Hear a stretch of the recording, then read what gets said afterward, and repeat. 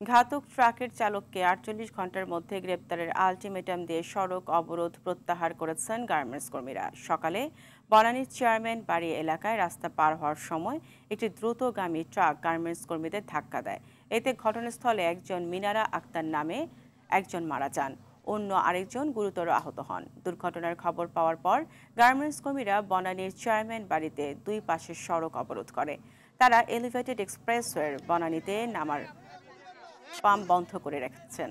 অবরোধের কারণে রাজধানী জুড়ে ভয়াবহ যানজট তৈরি হয়, ভোগান্তিতে পড়েন সাধারণ মানুষ। আগামী 2 দিনের মধ্যে যদি এদেরকে গ্রেপ্তার করে আইনের আওতায় নিয়ে আসা হয়, তাহলে আমরা আবার কর্মসূচি নিব। হইতে পারে সেই কর্মসূচি রাস্তায়, হইতে পারে সেই কর্মসূচি আমাদের যে ডিসি সাহেব ছিল ওনার কার্যালয়, হইতে পারে এটা থানার সামনে। আপনারা জানেন ঘাতক ট্রাককে আমরা আটক করেছি, ট্রাকের ড্রাইভার তাকেও আটকের যে বিষয়টা এটা প্রক্রিয়াধীন আছে।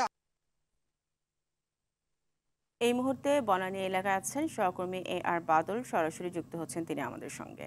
বাদল, অবরোধ তুলে নেওয়ার পর এখন সড়কের কি অবস্থা, যান চলাচল স্বাভাবিক হয়েছে কিনা জানাবেন।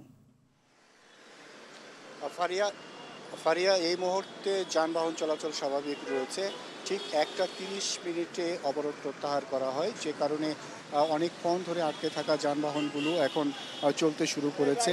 এই যানবাহন বন্ধ থাকার কারণে মোটামুটি সারা ঢাকা শহরে একটি তীব্র যানজটের তৈরি হয়, যে কারণে মানুষের ভোগান্তি পোহাতে হয়। শ্রমিকরা এখানে তাদের সহকর্মী নিহতের ঘটনায় বিচার দাবিতে সকাল থেকেই অবরোধ করে এবং তারা নানা স্লোগান দিতে থাকে। একসময়ে পুলিশ এবং শ্রমিক নেতার হস্তক্ষেপে তাদেরকে বোঝাতে সক্ষম হয় এবং তারা যে 3টি দাবি করেছিল, যে ঘাতক ট্রাকের চালককে গ্রেপ্তার, এই যে রাস্তাটি ব্যস্ততম রাস্তার এপারে বেশ কয়েকটি গার্মেন্টস রয়েছে, পাশে যে করাইল বস্তিতে গার্মেন্টস শ্রমিকরা থাকেন, তারা এখান থেকে রাস্তা পার হয়ে এই গার্মেন্টসগুলোতে আসেন, যে কারণে যানবাহনের চাপের কারণে প্রায়ই দুর্ঘটনা ঘটে।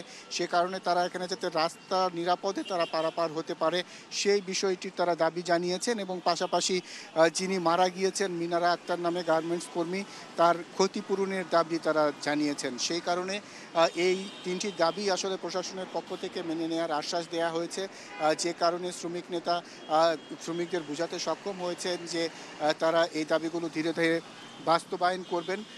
সে কারণে আসলে এই অবরোধ প্রত্যাহার করা হয়েছে। রাজধানী জুড়েই যে যানজট তৈরি হয়েছিল ধীরে ধীরে তা প্রশমিত হচ্ছে। আজ রোজার দিন, সে কারণে মানুষের ভোগান্তি কিছুটা বেশি হয়েছে। শ্রমিকরাও এখানে সকাল থেকে আন্দোলনে ছিলেন।